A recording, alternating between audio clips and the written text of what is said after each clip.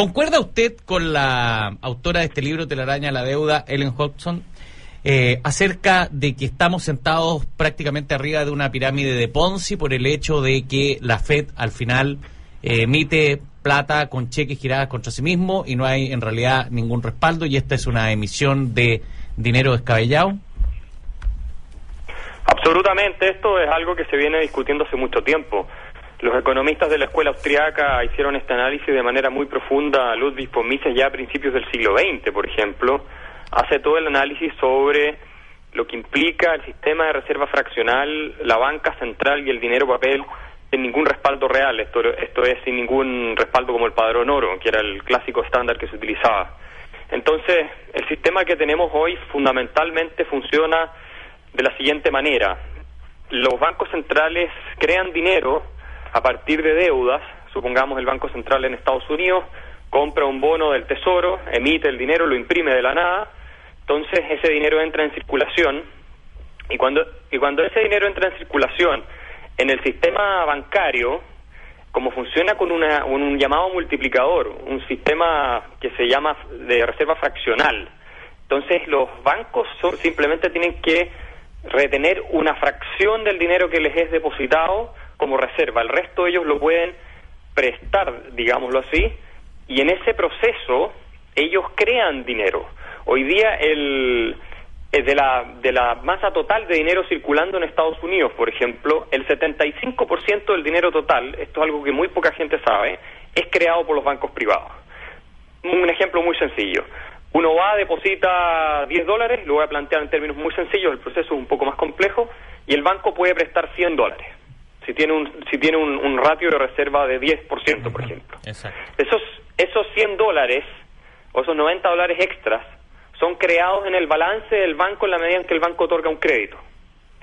Entonces, el dinero que tenemos hoy día en el sistema, en el mundo entero, es deuda. Pero el dinero necesario para pagar los intereses por esa deuda no se crea. Por lo tanto, la demanda por dinero para ir cubriendo esos intereses aumenta sistemáticamente y sostenidamente en el tiempo. Esto, por supuesto, es un excelente negocio para los bancos, pero en definitiva lo que implica es un aumento exponencial del endeudamiento. Y es lo que se puede ver en todos los países prácticamente de Occidente. Entonces, el problema es que no se puede pagar deuda con deuda. Y el sistema, por lo tanto, está destinado en algún momento a colapsar. Ese es el análisis que se hace fundamentalmente del sistema monetario y dinero papel que tenemos hoy, y se está haciendo ya hace mucho tiempo, por lo tanto esto no es algo nuevo. ¿Y usted que dice que el sistema está destinado a colapsar? ¿Cuándo colapsa? ¿Cuándo porque ya tuvimos un reventón, de acuerdo a Jesús Huerta de Soto, este economista que yo citaba anteriormente, con el cual usted ha conversado, yo también en alguna oportunidad por otros temas. Él sostiene que el gran causante de toda esta crisis subprime es este sistema. Ahora, cuando usted dice colapsa, es que ya el sistema tiene que terminarse. ¿Cuándo colapsa? ¿Cuándo hace agua definitivamente? No, eso es imposible. Eso es imposible decirlo. Esto es como ir a un médico y decirle, mire, tengo ciertos problemas de salud, y el médico uno le puede diagnosticar si sigue fumando de la misma manera y si sigue tan sedentario y comiendo lo mismo, la misma grasa, en algún momento le va a dar un infarto. Lo que el médico no puede decir es exactamente cuándo le va a dar un infarto. Ahora, sería sorprendente que este sistema pueda extenderse por demasiado tiempo más. Yo creo que esto, de todas maneras, según lo que dicen algunos analistas y lo que yo pienso, de aquí a los próximos, puede ser de aquí a los próximos 2 años, como puede ser de aquí a los próximos 10 años. La pregunta es imposible de contestar porque son demasiados factores que juegan un rol en esto. Lo que sí es claro es que este sistema es insostenible. La deuda está llegando a niveles en que ya no es pagable en ninguna parte del mundo, y tenemos además un problema con burbujas que se han ido creando. El caso de la burbuja en los bonos del Tesoro en Estados Unidos es probablemente la más emblemática. Y en ese minuto vamos a tener que enfrentar la realidad y que hemos creado un montón de riqueza artificial, riqueza de papel, que está acumulada en los balances de los bancos. Tenemos además el problema de los derivados, que son más de 10 veces el producto mundial, que se transan derivados over the counter, como se llaman. Y estos derivados también son riqueza artificial, que en algún momento pretenden simular, digamos, riqueza real, pero que en algún momento van a tener que pasar a valer lo que realmente valen, que es una fracción o una ínfima fracción de lo que sale en los libros. Entonces, es como lo que le pasó a los bancos en la crisis financiera en Estados Unidos, que tenían hipotecas con inmuebles a valores que eran mucho mayores a lo que el mercado realmente estimaba que era el valor de esas hipotecas. Entonces, cuando fueron a rematar las casas, se dieron cuenta que tenían que registrar pérdidas enormes en sus balances y por eso quebraron los bancos. La pregunta, Axel, una pregunta más fácil que la de Carlos, que es que cuando colapsa, de acuerdo a la teoría tuya, es cómo colapsa. ¿Qué pasaría en caso de un colapso? ¿Cómo se desarrolla la secuencia de hechos que lleva al colapso? Es que esto puede partir por diversas partes. Por ejemplo, podría partir en Estados Unidos con la burbuja en los bonos del Tesoro, que yo ya comentaba. Estados Unidos tiene hoy día una deuda enorme de más de un 100% del producto, tiene unfunded liabilities, obligaciones sociales por 7 veces el producto, tiene un déficit también enorme, etcétera. Entonces, ¿qué pasa? Lo que podría ocurrir es que este es un posible escenario de por dónde puede reventar el sistema, es que los inversionistas que le prestan dinero a Estados Unidos, los chinos, los japoneses, en fin, lleguen a la conclusión correcta, por lo demás, de que Estados Unidos no va a ser capaz de pagar de vuelta el dinero y por lo tanto va a devaluar sistemáticamente y va a pagar con dinero de menor valor. En ese momento deja de fluir todas estas inversiones a Estados Unidos, o la compra de bonos, la inversión en los bonos del Tesoro, y las tasas de interés automáticamente se resetean al alza. Cuando las tasas de interés se resetean al alza por la deuda que paga Estados Unidos, el dólar colapsa en su valor. Eso significa que los precios en Estados Unidos se van a las nubes, y por lo tanto la Reserva Federal se ve obligada también a subir las tasas de interés. El gobierno no puede pagar la deuda, digamos, los intereses que debe pagarle a los acreedores, y en consecuencia lo que tenemos es un colapso, es una quiebra, es un default.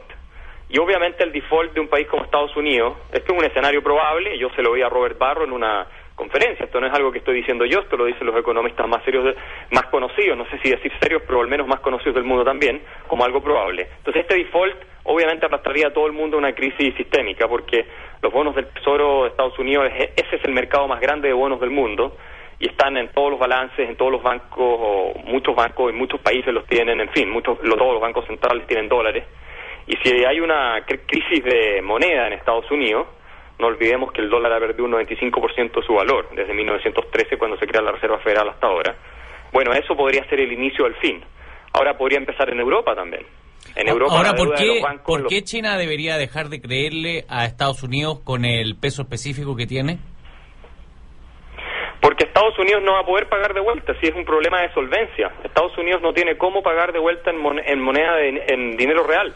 Y los chinos, la prueba está que ya se están dando cuenta y están intentando deshacerse de sus dólares, han invertido mucho en bienes reales, en minas, en África, en distintas partes. Y los mismos chinos le han pedido por favor a los norteamericanos que dejen de sacrificar su moneda, porque eso significaría que todos estos dólares que han ido acumulando los chinos, a mi juicio, de manera poco sabia en estos últimos años, producto del superávit comercial que ellos tienen con Estados Unidos, pasarían a valer nada o muy poco. Y por lo tanto ellos perderían una enorme riqueza, en definitiva habrían trabajado durante años gratis para Estados Unidos.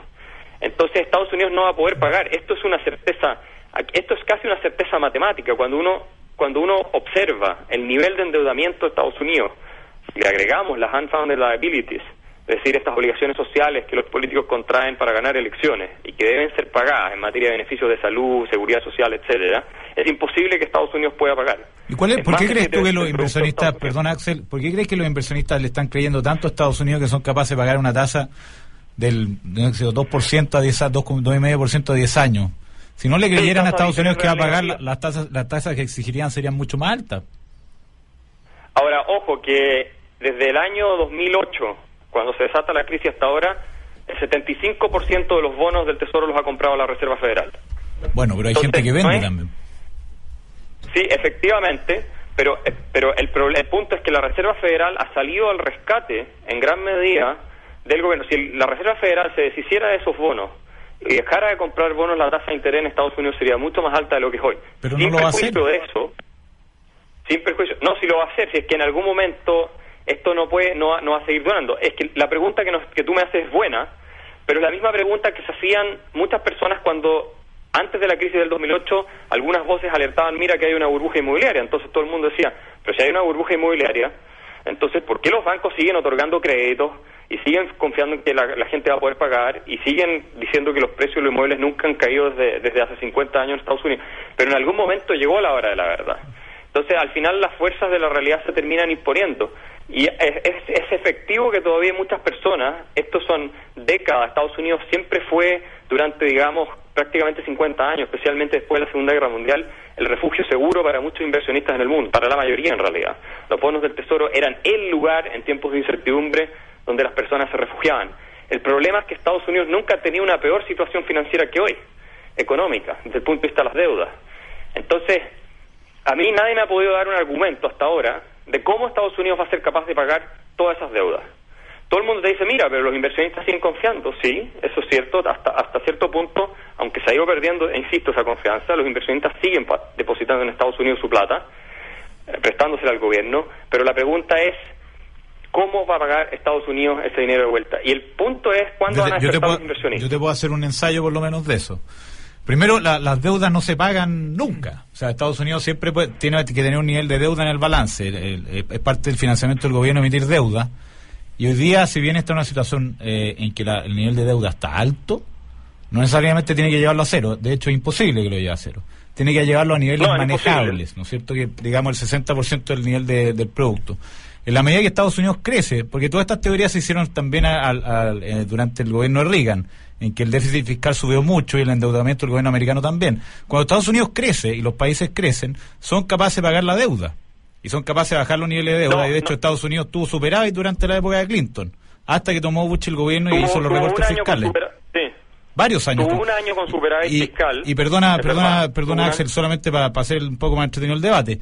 Siempre que ocurren hechos en que se produce un superávit o un déficit, la gente tiende a proyectar hasta el infinito que ese déficit se va a mantener. Lo hicieron en la época de Reagan, que el déficit iba a llegar hasta el infinito, Estados Unidos iba a quebrar, y lo hicieron en la época de Clinton, que se iban a acumular superávit hasta el infinito y Estados Unidos se iba a llenar de plata, con otras consecuencias que también no vale la pena detallar ahora. Pero yo creo que en el fondo la economía se adapta, los países son capaces de aprender y las personas son capaces de tomar decisiones racionales. En el caso, para partir por el argumento que tú hacías, en el caso de la Fed, en la medida que hay emisión inorgánica de dinero se produce inflación. 1. 2. En el caso que la gente no confíe en los bancos, saca su plata de los bancos y efectivamente la plata no está toda, son por naturaleza ilíquidas las decisiones las inversiones que uno tiene en los bancos. No está la plata porque la prestaron. Ahora, en el caso de que los bancos no tengan la plata para prestarlo, está el gobierno que le pone un seguro y así funciona el sistema financiero mundial hoy día. Sí, pero ¿de dónde saca la plata el gobierno? Esa es la pregunta. Lo tiene que monetizar porque el gobierno tampoco tiene el dinero. Hasta ahora llevamos en un sistema que desde el año 33 o del año 29 en que se produjo la gran crisis, quebraron muchos bancos con la lógica de que los bancos débiles tenían que pasar a la historia. Un tercio de los bancos de Estados Unidos quebraron porque la Fed no apoyó. Llevamos desde el año 29 o 33, dependiendo de queréis poner el piso, en un sistema que sí ha funcionado relativamente bien, pasando crisis como la del 2008. El 2008 quebró Lehman Brothers, el cuarto banco de inversión del mundo. No, y aquí estamos. Déjame interrumpirte un segundo. Sí, adelante. Vamos por partes, sí. Lo primero que hay que decir es que nunca ha habido más crisis económicas y más agresivas, más violentas que desde que se crea la Reserva Federal y especialmente que desde que se elimina el padrón oro. Nunca. Ahora, el mundo es muy distinto. Promedio, el crecimiento en Estados Unidos, el crecimiento promedio bajo el padrón oro los 100 años antes en Estados Unidos fue 3 veces mayor que bajo el estándar de dinero papel. Pero para volver al problema de la deuda, nunca en la historia Estados Unidos estaba más endeudado que ahora. Estados Unidos es el país más endeudado en la historia de la humanidad en este momento. Y es importante aquí traer a colación un estudio que hizo Kenneth Rogoff y Carmen Reinhardt, donde ellos investigaron 44 países, si no recuerdo, episodios en distintos periodos históricos del mundo. Llegaron a la conclusión que después de un 90% de deuda, que Estados Unidos la pasó hace rato, los países no pueden crecer económicamente para salir de sus deudas. No hay ningún caso en la historia. Si tú tuvieras razón, entonces todos los países no tendrían de qué preocuparse. Ahora Estados Unidos no solo tiene el problema de la deuda pública, Estados Unidos tiene un enorme problema de deuda privada. Y te insisto, el problema de las obligaciones sociales, aún creciendo Estados Unidos de manera sistemática y sostenida a tasas que no se han visto hace mucho tiempo, no sería capaz de pagarlas, porque tienes todo el problema de los baby boomers que se están retirando, tienes todo el problema del Social Security que se está transformando en una carga cada vez más grande, y así sucesivamente. Te insisto, son 7 veces el producto que Estados Unidos tiene que enfrentar. Entonces, cuando Bernanke va al Congreso y le dice a los parlamentarios, ustedes tienen que recortar drásticamente el gasto en materia de beneficios sociales. De lo contrario, no hay nada que la Reserva Federal pueda hacer cuando las tasas de interés se disparen si los inversionistas pierden la confianza. Bernanke, que se le puede criticar muchas cosas, yo se las critico, en eso al menos tiene toda la razón. Entonces, estamos viendo además que todo este salvataje, todos estos paquetes de estímulo han incrementado la deuda de manera sostenida, pero no han funcionado. Tú tienes todavía en Estados Unidos un 20% real de cesantía si se mide de manera tomando a los que abandonaron la fuerza laboral, etcétera. Tienes 45 millones de personas viviendo de cheques o de food stamps, como se llaman en Estados Unidos. Tienes un crecimiento económico que si se reajustara por la real inflación probablemente sería negativo, etcétera. O sea, tienes un montón de problemas, no se ha resuelto nada, la deuda se acumula y se acumula, y te insisto, el mundo entero, Occidente, nunca había tenido mayores niveles de deuda a nivel global que hoy, y esto tiene que ver con otra de las cosas que es muy importante decir y que tiene que ver con la decisión de Richard Nixon en el año 71 de deshacerse del Padrón Oro, poniendo al mundo por primera vez en la historia, este es un experimento que nunca se había hecho, de manera global en un estándar de dinero-papel. Y muchas personas ahí dijeron, incluido Milton Friedman, que estas eran aguas desconocidas las que estábamos navegando. Ahora, economistas como Mises y otros más, Rothbard, predijeron que este sistema en algún momento iba a terminar colapsando, porque la impresión de dinero-papel, si tú no tienes un límite de parte de los gobiernos, Alan Greenspan también lo predijo, interesantemente, en la década de los 60. Él era partidario del Padrón Oro y curiosamente también de cerrar los bancos centrales. Bueno, él cambió después su forma de pensar, obviamente, pero este sistema de dinero-papel nos iba a conducir a este endeudamiento masivo. Piensa tú que Inglaterra, por ejemplo, hoy día total, interna y externa, tiene 5 veces el producto, sin considerar las obligaciones sociales futuras.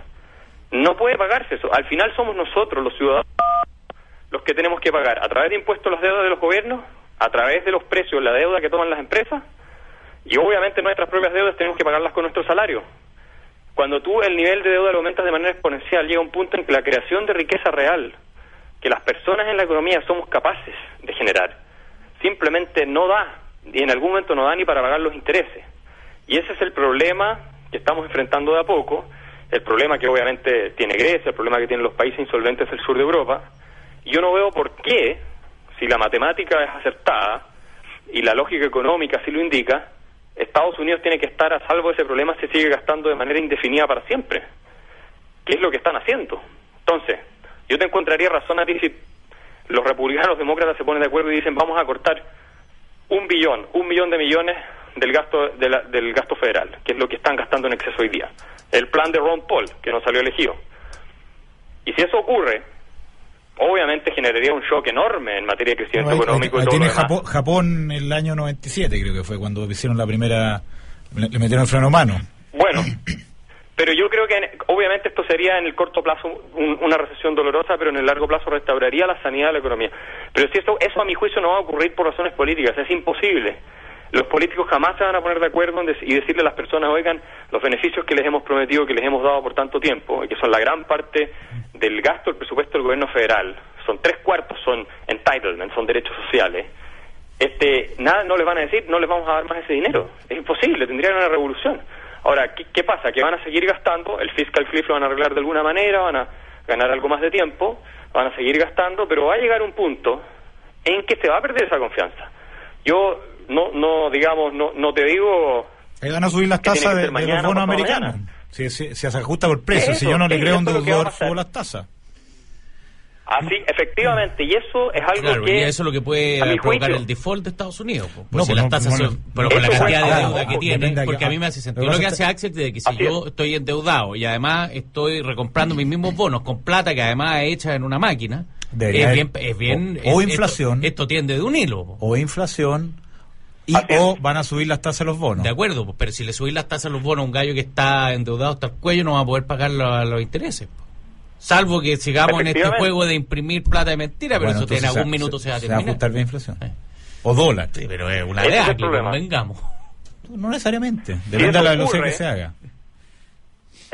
Lo que pasa es que yo creo que esto ya se salió de control, para serles bien honesto. O sea, no quiero ser pesimista además, pero esta no es una visión mía por lo demás. Yo quiero insistir en eso. Hay muchos investigadores, economistas en distintas partes del mundo que hacen este análisis. Esto no es nada que nosotros estemos aquí discutiendo nuevo, ni hayamos descubierto la pólvora. Esto es algo súper lógico y evidente, y si esta tendencia se proyecta hacia el futuro, esto es lo que va a ocurrir.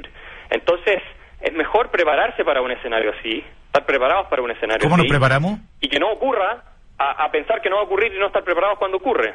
¿Cómo nos podemos preparar? Yo pienso que... Mira, esa es una buena pregunta. Ahora, ¿qué es lo que recomiendan la mayoría de los inversionistas que hacen este análisis, como Mark Faber o Jim Rogers, por ejemplo? Ellos te dicen, salgan del papel. Corto los bonos del Tesoro americano. Los bonos del Tesoro, incluso los bonos corporativos de muchas empresas, qué sé yo, un montón de derivados que se transan en los mercados, etcétera. Incluso el oro y la plata, cuando es papel y no físico, te están diciendo, tengan oro físico. Yo acá en Alemania había un reportaje, hay un montón de millonarios que han comprado lingotes de oro, extranjeros de todas partes del mundo, y los han depositado en Suiza, en esos búnkeres que los suizos construyeron para la Segunda Guerra Mundial. Se los arriendan ahí a la gente y depositan su oro ahí, porque hay personas que aparentemente creen que esto sí va a terminar colapsando. Entre otros, George Soros acaba de aumentar hace poco tiempo atrás su posición en oro de manera considerable. De acuerdo. Entonces, se nos termina el tiempo, me están presionando acá. Sí. Vamos a tener que seguir esta conversación más adelante. Nosotros vamos a seguir invitando a otro invitado, te vamos a volver a invitar, porque este tema evidentemente que da para una amplia profundización. Te agradezco tu tiempo y suerte en Alemania. Gracias, Axel. Mucha suerte.